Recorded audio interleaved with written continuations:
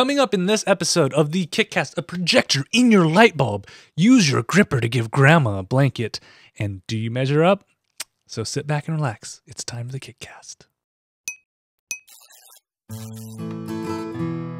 Hey everybody, it is time for another episode of the KickCast, the podcast where we go out, find cool Kickstarter projects or crowdfunding projects in general, and let you know if you should backtrack or sack them. I am Ktdata, and this is not a show without this man who, first of all, I gotta say, happy Fat Tuesday, but do not ask him how to get beads. The one and only Drew Tyler. I will give you candy. I will happily give you candy. Oh, look at that. Look at that. Oh. It's just so much. Is there baby Jesus somewhere in there too? Yeah. It's so delicious. KT, how you doing? Welcome to the show. I am doing good. How are you, man? I am keeping up with the Joneses every day. Jones is running on, you know. So if you guys have never seen this show before, first of all, welcome. And, you know, like I said, you always should ask Drew Tyler for advice. He's so popular that his thesis is still getting record numbers of downloads. I can't believe it. There's been a surge lately, apparently. I know. I have a tab open on my laptop. I need to like read it on there, and I want to see what like thoughts and insights you have put together. I can give you the 5-second version one of these days. It'll be much more painless. Like painful. I want to read the whole thing and then like quote it. And see if I so many years ago. I'm just gonna be like, a great man once said, news media organizations need to adapt to the new times. I have no idea if you wrote that in there, but no, it's more historical. Okay, guys.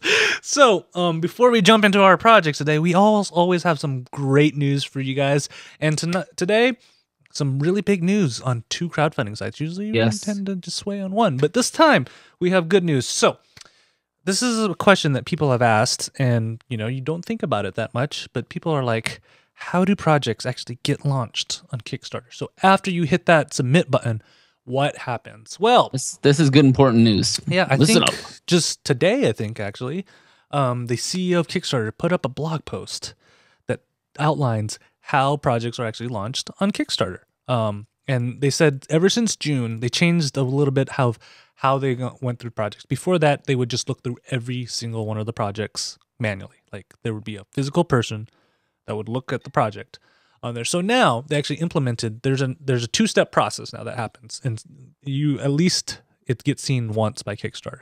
The first time is actually an algorithm, and it reviews it. And if it it gets flagged, then actual physical person at Kickstarter looks at it.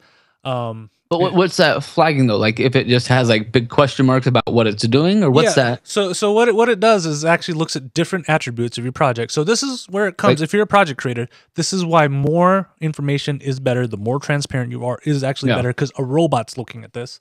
Right.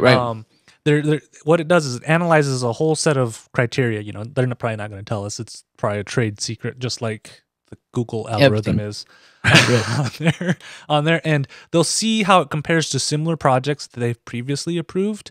And if it's similar enough to those other projects, you will actually get a green light, and then you'll be automatically given the ability to launch immediately, or you can ask for some personal feedback. So if you ask for personal feedback, somebody from Kickstarter is going to go back and look through your project and give you some feedback that way.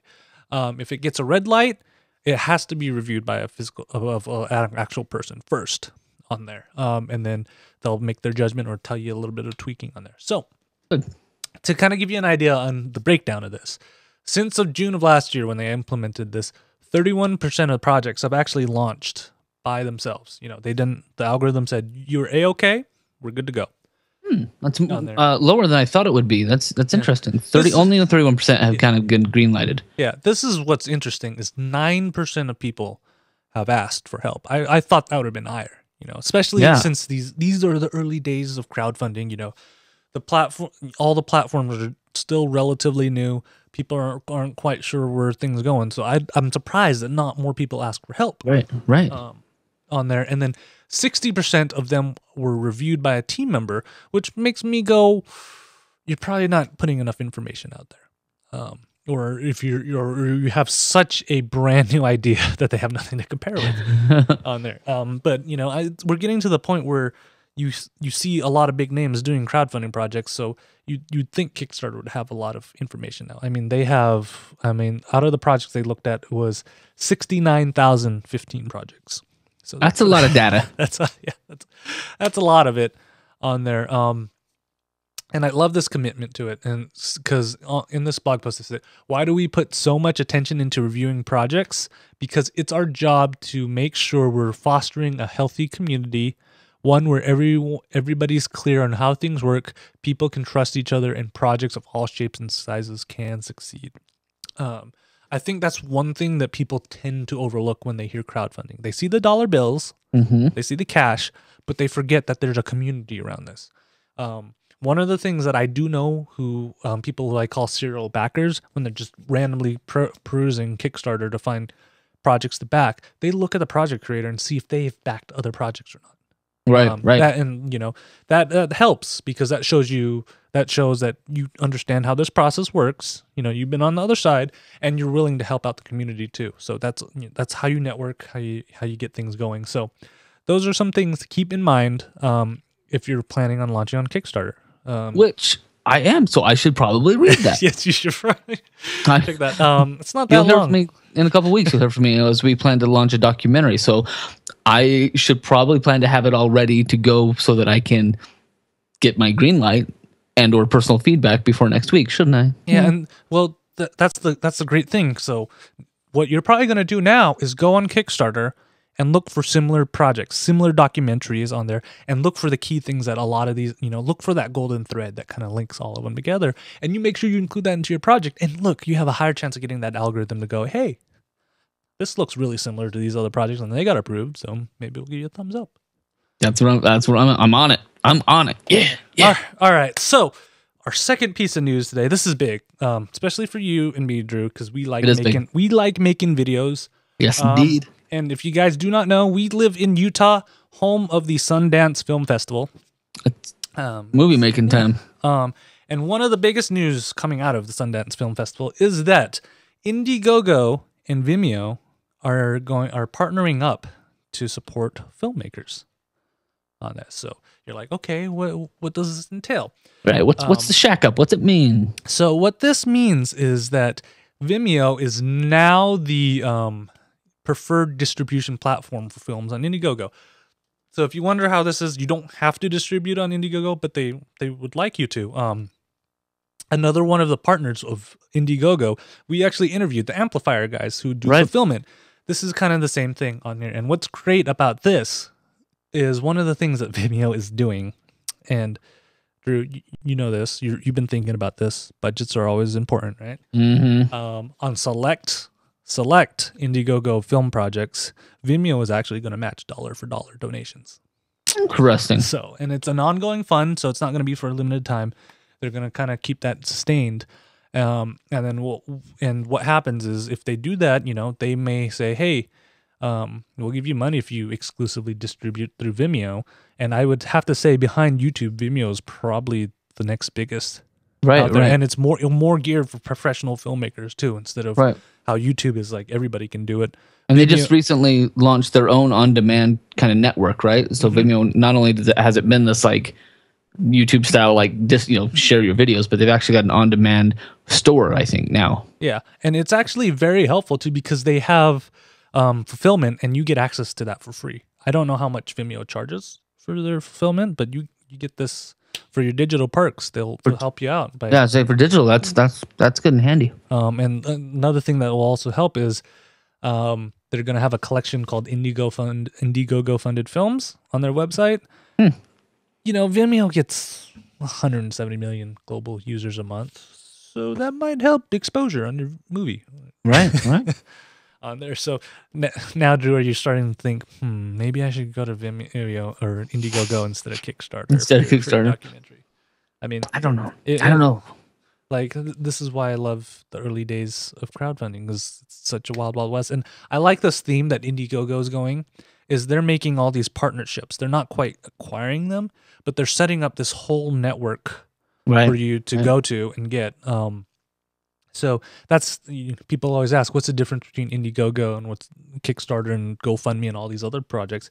This is what Indiegogo is trying to do to separate themselves. Like, we're going to have, it's going to be a one-stop shop, not just the crowdfunding, but the stuff before and after. We're going to kind of have all of that. So, I don't know. So are you going to start telling your students, you better go check out Indiegogo? They might be a good place for you to get your... I will. I've got to look into this deeper on the... on like what types of films they're looking for, because there's a difference between student level films and indie films even, and so I'll have to see exactly like what they're where the benefits land, right? So it's not anybody that launches Indiegogo. It has to be probably a certain vein, or at least a certain. You gotta wow people, but I mean, this is what you teach, Drew. You don't teach people. Well, you do teach people how to make movies, but you teach people the important part of making a movie is how to tell the story right. It's all about the story. Yeah. So I mean, that's good. That's good news. That is great news. All right. So this is what people want. They want to see a project. So how about we jump into our first project? Drew, have you ever run into this problem where you're a teacher? You use a lot of PowerPoints, right? Prezzies, yeah. And I literally, when I was in school, I realized 6 out of the 7 days a week, I would see at least one PowerPoint a day. That's a lot. Yeah, it's a lot. And most of the time, since I'd have multiple classes, I'd see at least 2 or 3. I'd rather dance in front of the class instead of do. But I'd like to hey, watch me. Yeah. That's my style. But one problem you run into, especially if you're mobile and have to keep going from location to location, you always have to ask, do you guys have a projector? Mm-hmm. Yep. Biggest problem on there. And so what if you could just carry your own? But they're all big and clunky, right? And then you got to have all these cables and stuff. So our first project of the night is actually pretty cool, I have to say. It is called Beam, and is actually a smart projector that you can screw into a light socket. You heard me right. You can just take out a regular light bulb and put it into the light socket, and it will turn it into a projector. This is actually pretty cool. Interesting. On there. And it fits, your standard projector. It has speakers built in. It runs on Bluetooth. It's actually an Android device on there, and it also has speakers on it too. They're not great speakers, but considering it's the size of a light bulb, that's actually pretty impressive. I love some of these examples they show. You can plug it into a desk lamp. You can plug it into a ceiling lamp. I love how they that makes sense to me. Yeah, I love how they're like, you can project a movie on top of your table, so you can show people that way. And what I love about it is that, so to give you some of the specs, it fits your E25, E27 light socket, which I think is a standard light socket. I hope so. On there. If you guys can't tell, I'm not the handiest of persons on there. It runs 854 by 480. So it's not like good resolution. Well, it's not high HD resolution on there, but hey, this is the size of a light bulb. Right. It's pretty impressive on there. It's 100 lumens for the brightness, and you can get about 20,000 projection hours on there. Runs a 1.3 gigahertz dual core processor and 8 gigs of storage, and some version of Android that they don't say. On there, and the way you control it is just through an iPhone app or an Android app, and you can. The examples they show, you can show Netflix, you can view YouTube, you can see all the different apps. Since it is an Android device, you have all these. I mean, you can show Instagram. What are all these Angry Birds? You can play. I don't know how you would play Angry Birds through this, but I guess you use your phone as the touchpad on there. But that's what's the cool part about it. And the other thing that they've kind of done, they don't quite say it uses IFT, so if this then that, but it uses an if this then that type recipe too.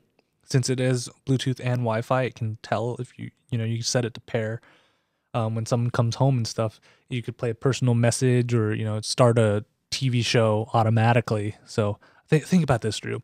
You could just set one of these up, and when your kids come home, they come home after school. You know what time they're going to be home.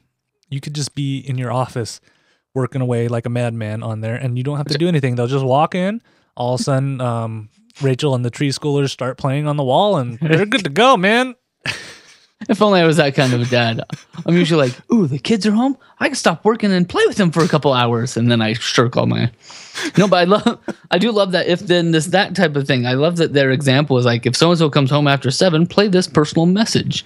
Like if my kid walks in the door after midnight, then play the sound of a shotgun and yelling, so her boyfriend has to run. I'll get you, you damn kids! Stay away from my daughters. Are you already thinking about that, Drew? Yeah, oh yeah. This stuff keeps me up at night. Seriously? Yes. Like, yes. How your kids are like 8 is my oldest. 8. Yeah. I've got a couple more years. Yeah. It still worries me. The world out there, it's a crazy world. Anyway, I love this. I think this is a great idea. I think it's kind of fun. I'm a little worried that it's just 100 lumens. It just feels really dim. Yeah, but it's you're a little right. dim. But I mean, It's you're trading portability with some of the features that you'd get in a full-fledged projector. I mean, I actually own a projector, and mine's like 2,000 lumens, and that's a little kind of during the day. It's a little hard to see things. But I mean, if you're putting this around where a light bulb is, it's probably going to actually be pretty dark. Oh, and I forgot to mention, it is also a light bulb. There are LEDs in there, so you can use it as regular light too, so you don't have to worry about switching it in and out. In the dark. That's good to know. And one of the cool things on here is it comes with this little cable thingy, and I don't know if there's a picture of it or not. Let's go way down at the bottom. I thought there was one. So there's a cable thing right here that has a light socket adapter on it, so you can plug this into the wall and then just put it on the table or something too. So you don't have to have a light socket if you have the cable thing. Yeah, you can mount it your own way and do your own thing to it. Yeah. Like, I mean, I like this idea. I like the portable thing on there. For me, this is a back because I think it's such a great idea, and it's actually not that pricey. What, $350 for the Founders Club? Yeah, almost $400. $370 for the earliest birds. People are gonna be like, yeah, but that's the price. You know, full size projectors are about this, and you're getting the portability out of this. So yeah. I may wait for it to come. Am I just crazy? I mean, you're crazy. You don't have to carry around a power cable. It's just give me a Pico or something. I'm fine. This is a Pico projector. Yeah, but it's stuck to a light socket. Let me just give me one that I can run off a bat. Anyway, I'm a track on this one. I will watch it. They are ways still away from their funding. They've got another month to go with another 160,000 that they're still looking for. So they've got a ways to go. I like the idea. I like how well thought out it is. It sounds like the patent's all in line. I like the novelty of it almost, like the picture that they show where there's your apps are like showing on the table below you. Some of that's, I don't know. It could be fun and gimmicky, but I'm not sure. I don't know. I'm not there yet. We could make those YouTube videos of like the projection drawings on the things and just like move that around. We could be those cool kind of kids, you know. I do want to be one of those cool kids. All right. Speaking of cool kids, I have no idea where this segue is going into. Yeah, but I don't know. Drew, you buy clothes. I buy clothes. I never understand these measurement things. Maybe our next project might help. I got a story for you, KT. So this project is called On. It's a smart measuring tape to shop fashion online. So what I love about this project is that it's a pretty simple idea. Well, we always say add Bluetooth to everything. So this is essentially a body cloth measuring tape that they've added a simple Bluetooth to. And so it's a round tape that comes out of that central piece there, and you slip it over your head and you measure your chest, waist, and hips, all the key components, and it transfers that right over to an app or to your computer or whatever it is, Bluetooth. So you basically have all of your measurements all the way along, and they're pretty exact, but it's more than that, right? It's not. This is what I think I love about this project. It wasn't that they just said, "Oh, I know, I want to stop using this cloth measuring thing to measure all my sizes of my head or whatever." They didn't just say, "Oh, I want to Bluetooth that and capture the numbers in an app." They've actually integrated this into a lot of into their app that uses an algorithm to translate your measurements to common brands. That's the word I'm looking for. To common brand sizes, right? So you can be sure that a small will fit you perfectly, or a medium. So whatever that brand is, you know how, I don't know if you know this, You probably do. You probably do. I live with a lot of girls, so so. Right. So the head, the neck, the shoulders, the waist, these measurements, they're different in every place that you go. And so if my wife goes to American Eagle, it's a different like size that she's going to have to buy than if she goes and gets something, some Kirkland brand, pants off a Costco rack. So you would say Kirkland brand. Yeah. Can I add that as totally a guy thing? The Kirkland brand. It's high end. It's really high end. The Kirkland brand stuff, man. It's flying off the shelves. People are, it's classy. That's teacher's salary. That's all you can get. But what I love is that they went farther than that, and they said let's actually make this thing so that when you go and you have your measurements, you can actually keep those measurements with you. And when you're shopping, it's not just, oh wait, I'm a 35, and then go look at their chart. They've done the algorithm for you, so they'll look right there on your page or on your app. You can actually just punch it in, and it'll say, oh hey, you're shopping at Diesel. Guess what? Your exact size is a medium. Or you want this dress? Here's the exact stats that you need to get. So lots of things that I love about this. I think it's handy. I don't do that much clothes shopping, and I don't do that much measuring of myself. I'm one of those, like, if it covers my nakedness, I'm good. I don't care if it's too big or too small. I just got to cover me. So for me, it's probably, I don't think I'd use it that much. But I think what they've done with the R&D and getting this far, I think they've really taken this idea of adding Bluetooth and integration like above and beyond. So I really like where they're going with it. I've got a couple of questions, of course, but what do you think? Well, the one thing I question, because the problem I have, if you guys don't know, KT is actually pretty tall for an Asian. It's true. So, that being said, my arms are much longer than the average person. Well, not much longer, but they're longer than the average person. So usually I have what I call skin cuff syndrome, where I have a good maybe 2 inches or 3 inches of skin showing skin cuff with the cuff going up there. 50 Shades of nothing. On there.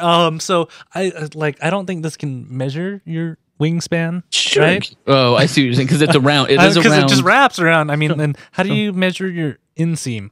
Yes, I know what an inseam is. Way to go. Yeah. No, this is a good question. That is a good question. If you're doing this, then really what can you measure except for the round parts of you? The rounded parts of you. The circles, like your head, your neck, your shoulders, your breast, your waist, hips, and thighs. But you're right. What about an inseam? What about an arm length? Maybe they've thought of that. Maybe you push a little button and you pull it out and just hold on to the loop part. You're like, 72.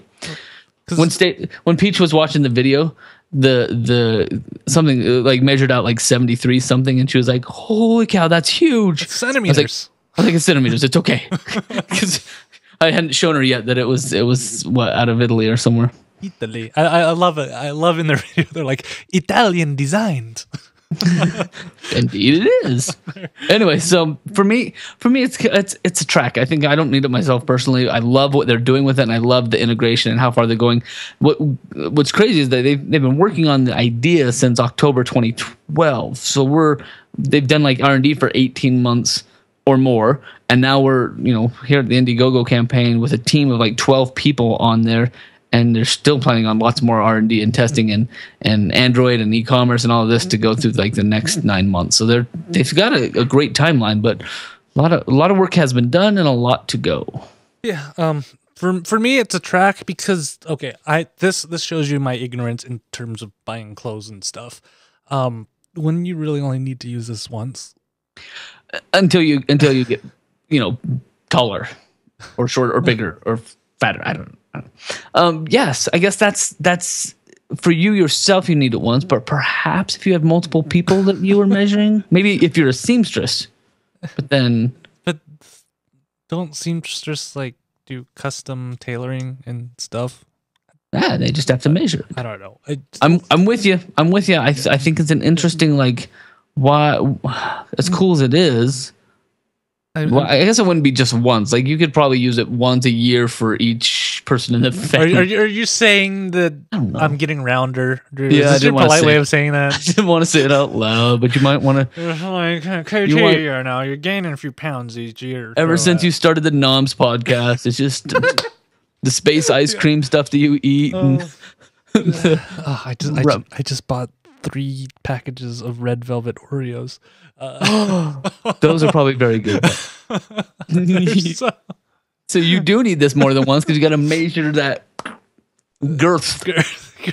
Anyway, so for me, it's a track. I love the idea. They've got a long ways to go, but I think I like the idea and I like the innovation. So yeah, seems very polished. Yeah, for me it is track too because, like I said, even though you might only use it once, I can't say I'm an expert at measuring myself. So having an app kind of do it for me and kind of work out on all that stuff probably is a good thing. It'd be nice. It'd be nice. There you have it, folks. The on. All right.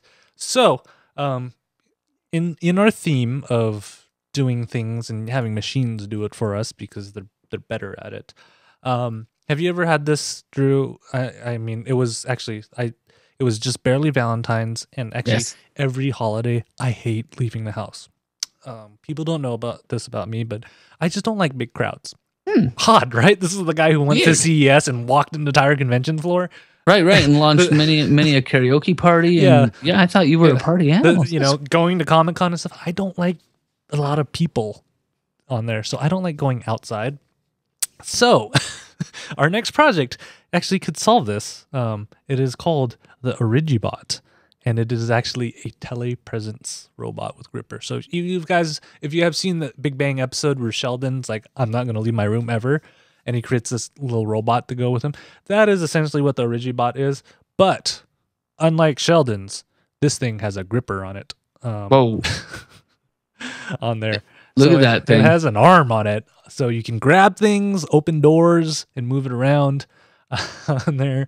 And it's supposedly affordable. I don't know what the general price for telepresence robots are. They're crazy expensive, honestly. Like the big ones that are all glossy and they have because these have been at CES for the last couple of 3 years that I've been there, and I bet you've seen it too, right? Yeah, we did an interview with one that last year that I'd never published, but I'll eventually publish it. Eventually, I literally did a interview with one of these robots, and the other person was like in Boston or wherever the headquarters were. I was there when you did that interview, remember? Because they were following us around and almost harassing us. And it was like, it was glossy though. That one was glossy. This one is bare bones and it's got its little gripper arm. But what are they running? $329, $400 retail, and you have to supply your own tablet. For how much? $60, $70. Yeah, or you could just get your own. $100 for a tablet. You can get tablets fairly cheap, and I think it runs both iOS and Android on there. I could be wrong. Android. Yeah. So you need an Android phone or tablet on there, but you can control it. I guess it uses a web app to actually control the robot, so you can use Android, iOS, Windows, Mac, as long as you can get on the internets with it. And can you show the app though on the where's that at? Let's see, right here. And what I love about it is that there's actually a two-way talkback, since you have a microphone and stuff on the tablet. You can talk to the other person on there. But I liked how simple this was for doing the wrist and the gripper and the arm and the neck.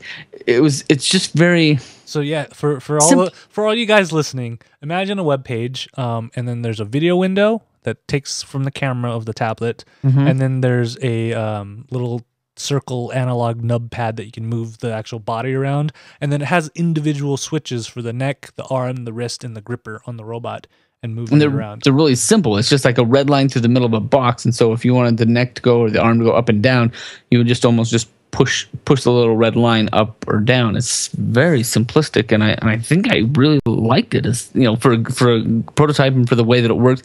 And I think in the video he shows actually on the whatever it is on the device, he's doing this while the robot's responding. So it's really kind of actually cool. A fairly nimble robot. I was a little worried, but you can have it go grab a glass of water and stuff on there. So that gripper seems to be fairly nimble, and I love this one. See, you can bring grandma a blanket. There's that one where they drop a blanket or a shawl to her, and then there's another one where in the video it just rolls up with this little pill Take bottle. Your pills, grandma. Which, if you had somebody living on their own and you wanted to check in with them, I'm sure that that I'll get there at some point. But you end up calling them often, or talking to them, see how they're doing. Have you had your pills? And to be able to like actually drive something around the house without being there and be like, hey, it's me, I'm home, but I'm not. I'm a robot. But let me go get these off the counter and bring them to you, Grandma. Have you had your pills? You'll have to open the bottle, but I'll. No, it's really kind of cool looking. Yeah, I was thinking about it. I'm like, maybe I should get one of these and put it in Drew's house. So when the show starts, I can log on to it and just go poke you because you're probably asleep anyway. Drew, it's time to do. The kids would be like, Daddy, the robot's waking up again. Daddy, time to do your show. So I do love how cleanly this thing's been made. His prototype is pretty cool. It's simple and it's functional. Like the ones that we saw are all like they've probably got the same infrastructure that are interior, the structure side, but they've glossed it over with all the plastic parts. I love how robotic this one is. Actually, I'd probably give your wife the login too. You could probably do that. See how much she would mess with you while she's like in class and stuff. She would. She would. Like, you do the dishes yet? Yeah, honey. I see them. They're still in the sink. She'd drive it into the kitchen and pick up a couple of plates and bring them over and drop them at my feet. Hey, you just made a mess. You should probably clean that up. So, I don't know. Is this backtrack or sack for you? I love it. I love robots. I love telepresence, the idea of it. I can't think of anything functional quite yet. Well, we could wire this up so you could switch the TriCaster. That would be probably one of them. Actually, you could be the teacher that never goes to class. That's like you could teach the entire class, and like you could get really good with the gripper, and you could even write on the whiteboard with it. just like think about. Yeah, no, it's a back for me. I love it. I think it's cool. I love that it's just kind of hand designed and machined. It's just really simple and industrial. I love it. It's a back for me. Yeah, for me, it's a back too. Because I mean, I love robots. I'm Asian. I am required to love robots. It's true. But I could think of all the possibilities. I could mess with a lot of people with this. On Earth, just I'm like, oh, I gotta go out of town. Can you watch my robot? And just like in the middle of the night, go mess with people on there. So those are all the projects we've had for today, but it is not quite the end of the show yet. People are always like, KT, how come you never sack anything? So we decided that from now on, we're going to feature one project that is, what we call the sack of the week. And it's not because sometimes the idea is bad. Sometimes it's just the project layout. And on this one, Drew and I both agree. I think it's the greatest thing ever, but Drew's like face palming. It is called the Pot Shot, and I think this device is actually fairly, it could work if you have a need for it. But the video on this thing is hilarious. Let me play a little bit of it so you can actually hear it. Hello, we are STM Works. This is our product, the Pot Shot. My friend Sean will tell you all about it. Sean just walks into the Good camera. Day. My name is Sean Murray, and this is my product with my two friends, the Pot Shot. And he said good day. It is a pot stirring device with adjustable Zoom in. Bring it in. That can be put on top of a pot like this and used to stir at any speed autonomously. That seems like a good idea, I have to say. Well, it's been done. It's out there. There are self-stirring pots. I didn't know this. I don't cook. There's a crock pot that will stir itself for like $50 at Walmart. I mean, it's not. It's a great idea. Something that's actually going to stir things. That's nice. It's just huge, right? If you keep watching the video, they do go and say that they won awards back in 2010, and it's like, it's 5 years from now. What have you changed? Your ship launched, buddy. It's on there, no, nothing's changed. They pulled it out of the closet. Yeah, and the one thing that got me is they're asking for $55,000, but they couldn't afford, to find a videographer friend or pay someone at least. I mean, you could get a decent video for, I don't know, $700. Like, it wouldn't be fancy, but it would probably be a little bit more eye-pleasing. I'd not be surprised if they did pay $700 and they just didn't know what they were doing. Like, well, that's what we would have paid back in 2010. I don't know, because I don't know. I edit my own videos, but like, couldn't you get a fairly basic but well produced video for around $700? Oh, easy. Most of them are like $400 or $500 for like what they're doing right there. I would have done that for $50 with a real mic. I don't know. The quality of the video wasn't the main problem as much as their presence. They weren't meant to be on camera. Someone should have stopped that and said, "Hey, I've got an idea. Let's hire the ShamWow guy and put him in front of the camera. That makes more sense." Yeah, I mean, because remember, guys, your video is probably going to be one of the number one things. It might be the only thing people look at on there. And kind of to add insult to injury is there is literally, I won't even call that a paragraph, 3 sentences about the project. Yeah, it's and we see this on occasion, but it's almost like they found Kickstarter and were like, "I've heard about this thing where you can tell people what you're up to and they'll donate money." And notice they only have one reward tier, and it is help us, give us $5. Yeah. Right? It's not even a reward tier, is like to be a part of what we're doing. It's just pitch us $5 because you want to see this happen. So it's almost like somebody told them about Kickstarter and they're like, "Well, try that." And Kickstarter's like, "We don't even want to mess with it, so here's the green light." Yeah, and I don't understand this last sentence they put in there. "It will stir your puddings and is very rugged." Well, I'll tell you, I once made, when I was very young, Divinity, and that's some pretty thick stuff. What is that? It's like it's right after nougat. So if you mix something a lot, it'll be a nougaty kind of gooey mess, and then Divinity is when it fluffs up. So you have to whip it. You have to whip it a lot. I think when I was a kid, my mom went through 2 or 3 different blenders, like beater blenders, just because we burned out the motors because it was too thick to couldn't handle it. So I bet his pot shot could have blended our Divinity just fine.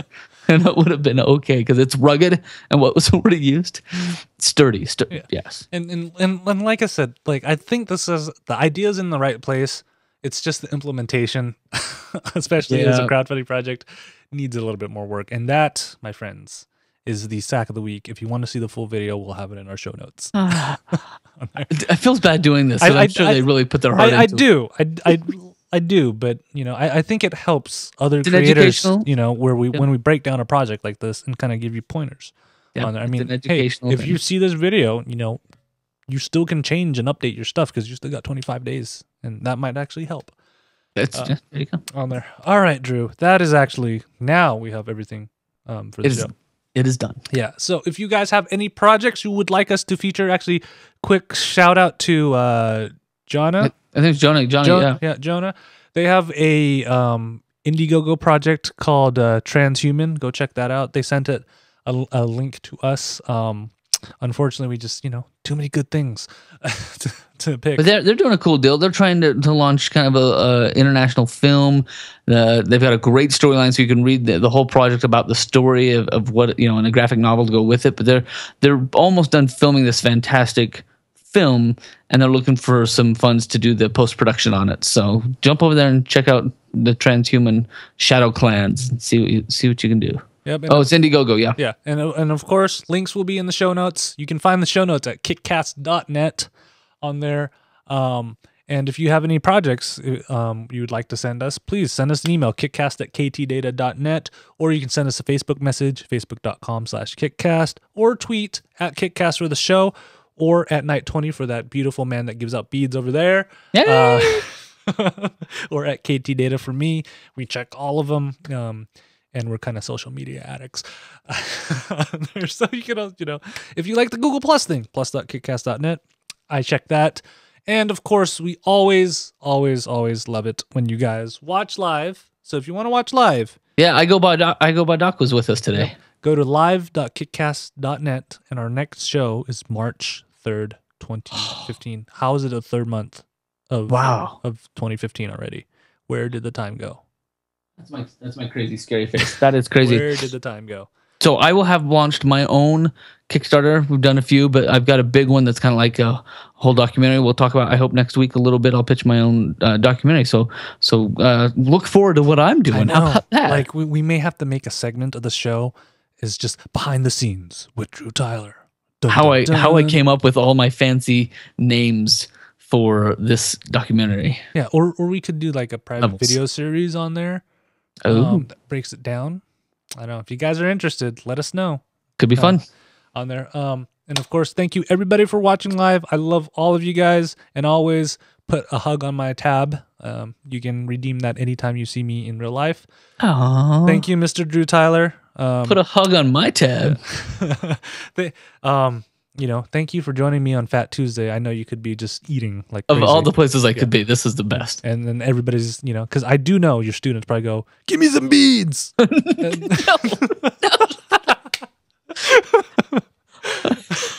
I'm such a respectable professor. You are. That's why I love teasing him. You got anything to plug before you go?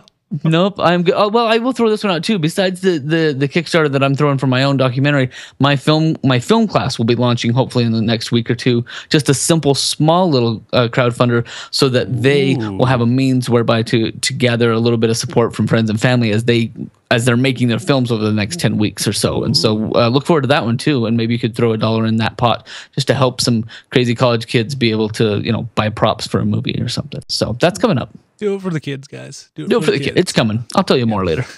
All right, guys. Thank you so much. And we will see you in 2 weeks. Bye-bye. Good night.